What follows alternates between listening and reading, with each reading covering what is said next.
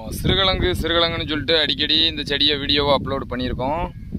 பார்த்தீங்கன்னா குறிப்பாக திருநெல்வேலியில் தான் அதிகமாக, நம்ம கேள்விப்பட்ட வரைக்கும் எங்கள் ஊர் பகுதிகளில் தான் அதிகமாக, திருநெல்வேலியிலே எல்லா இடத்துலையும் கிடையாது, ஒரு குறிப்பிட்ட இடத்துல கிராமங்களில் மாத்திரம்தான் பயிர் வைக்கும். அதை தான் இப்போ பார்க்க போகிறோம். பார்த்தீங்கன்னா வர்றது தான் பூ. இது இப்படியே இருக்காது, அதாவது இப்போ தான் அந்த பூவோட குருத்து ஸ்டார்ட் ஆகுது.